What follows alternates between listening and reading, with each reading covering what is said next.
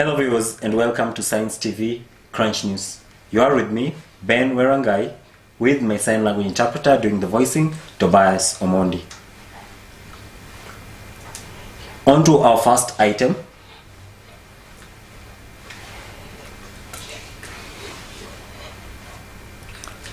The government has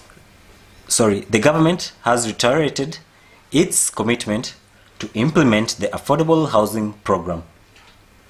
Speaking at the Diaspora Investment Conference held at the Kenya International Conference Center, that's KICC, President William Ruto promised to push on with the project, which has faced opposition, saying it had the potential of taking Kenya to the next level of development.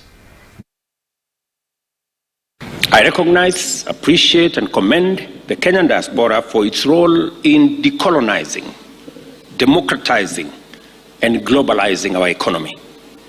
I encourage you to leave this conference with a strong resolve to do more and earn more from the opportunities that continue to unfold as we undertake the bottom-up transformation of our economy. The government talked about privatization. They did not talk about disposal of KICC. Two distinct things. What would be wrong if part of the diaspora fund was to become a fund that invests, the Kenyan diaspora fund becomes part of the partnership in actually commercializing the KICC operations?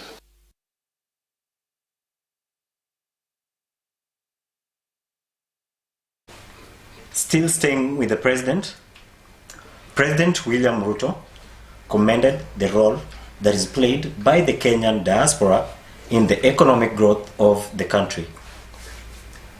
The President noted that the government attaches great importance to its citizens living abroad and appreciates the close bonds that they maintain with the motherland.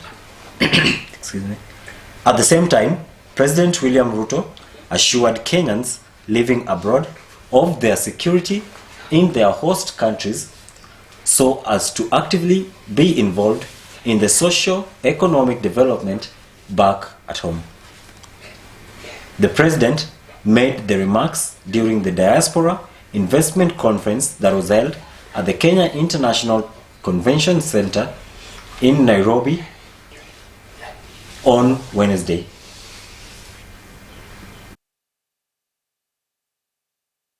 We must do it. Korea did it, Singapore did it, Malaysia did it, and that is why they are ahead of us.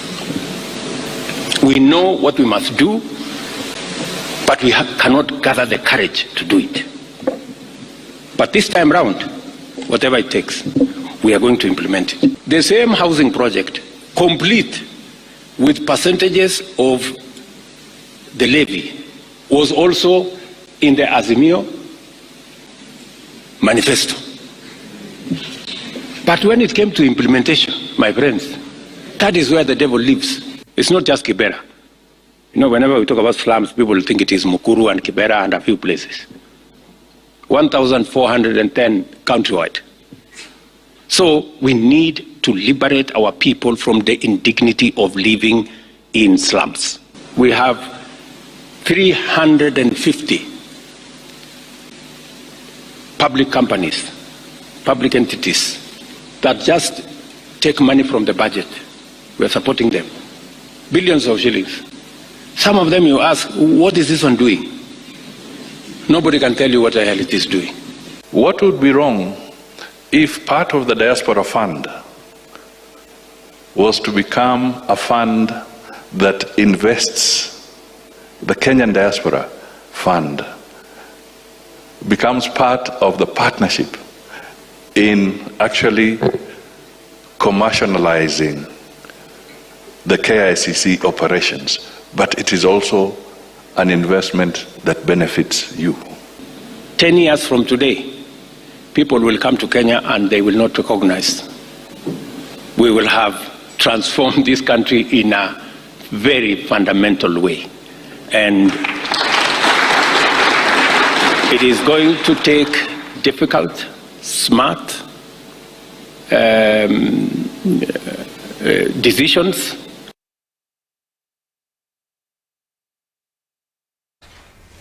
Moving on to other news. A recent survey released by TIFA indicates that 84% of Kenyans consider the current economic condition to be worse than what it was a year ago.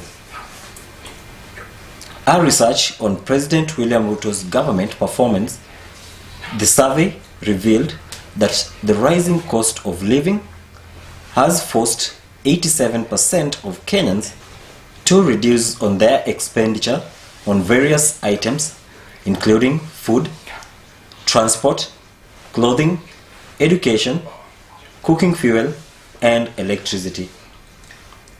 In the poll that was released on Wednesday, Interior Cabinet Secretary Kithure Kindiki, Musalia Mudavadi, Mashogu are ranked as the best performing CSs in the new TIFA poll. Excuse me. According to the poll that was conducted between the 25th of November and the 7th of December, CS Kindiki and CS Murkomen lead in terms of visiting the highest number of counties.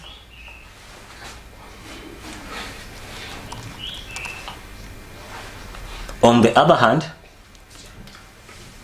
Prime Cabinet Secretary Musalia Mudavadi, Mining and Blue Economy Cabinet Secretary Salim Mvurya, as well as Sports Cabinet Secretary Ababu Namwamba have made the most foreign trips. When you get 87% who say they've had to reduce their expenditure, you know that almost everybody has been suffering. They used to have 2 meals a day, they're having now only 1. How that's going to impact on their health, even on mortality, goodness knows. But we can see the situation is extremely difficult. As for Professor Kindiki, even if rather negative things have been taking place within the cabinet responsibility of insecurity, unlike Cheer, he's not blamed for it. He's being seen as positively, actively addressing these issues. We asked, have you received any assistance? Or the people, not necessarily the person we're interviewing, but have people received any assistance to deal with the damage these floods have caused? Less than 1 in 5, 19% only say yes.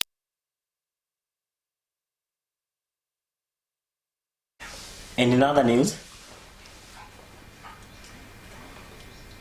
stakeholders in the leather industry from COMESA countries have urged farmers to think beyond beef and milk as the only products to revive the leather sector.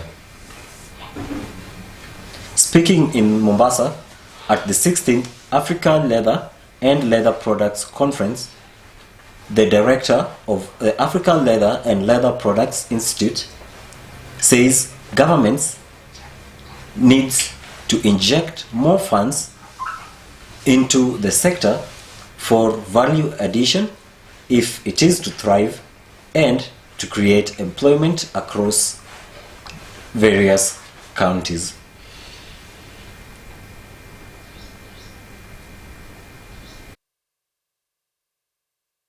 Kuna nyumba imeonekana kuna inzi inatoka.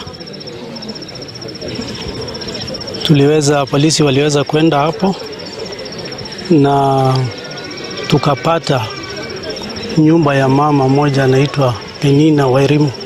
Sijasikia kutafutwa kwao, lakini mimi nilikuwaga na chukua hiyo jukumu kuwapigia nijue mahali wako, ili kwa sababu nilikuwanga nikitaka pesa yangu ya maziwa. Tukakuja na polisi na tukajaribu kuvuja mlango, tukaingia ndani na tukawakuta already waliwili walikuwa wamekufa huko ndani na mmoja The Ministry of Agriculture play a very important role in making sure that they trace from the time the animals are being reared, how they are slaughtered, and how the skin and hides are being transformed.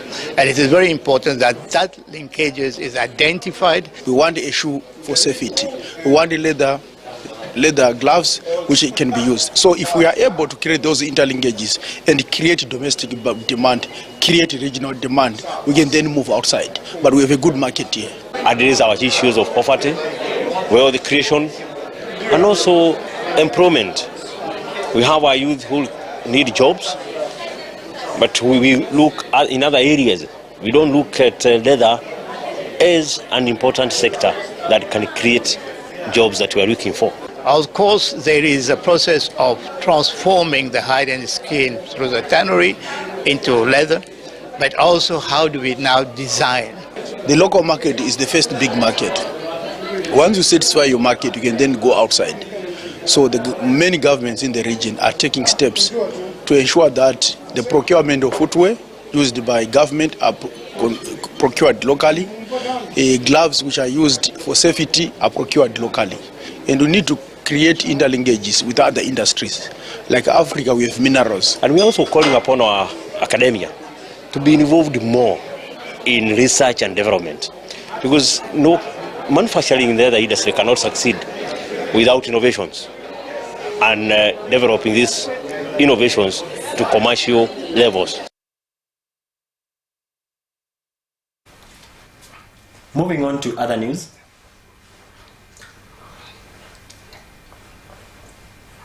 The decomposing bodies of 3 women suspected to have been murdered have been found in their home in Matathia village, that's Ngoliba in Thika, Kiambu County. The 3, who include a mother, her daughter, and a close relative, were suspected to have been killed on Friday. Area residents raised alarm after noticing a swarm of flies coming from the home compound.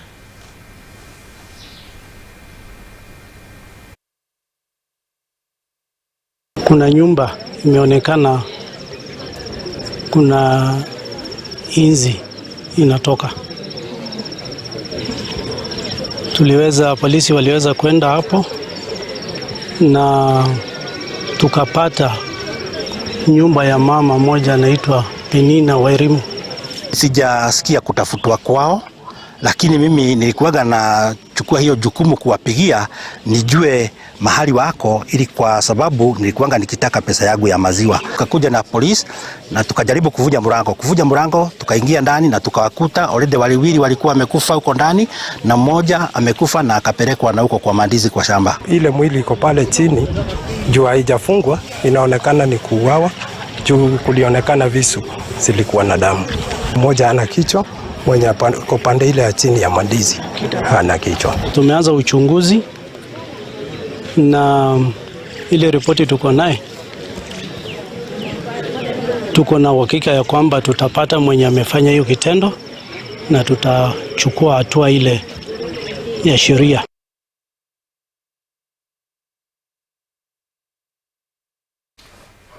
And finally, the United Nations on Tuesday called for an immediate humanitarian ceasefire in Gaza, in the Gaza Strip, as US President Joe Biden warned Israel it was losing international support because of its indiscriminate bombing of civilians in its war against Hamas militants.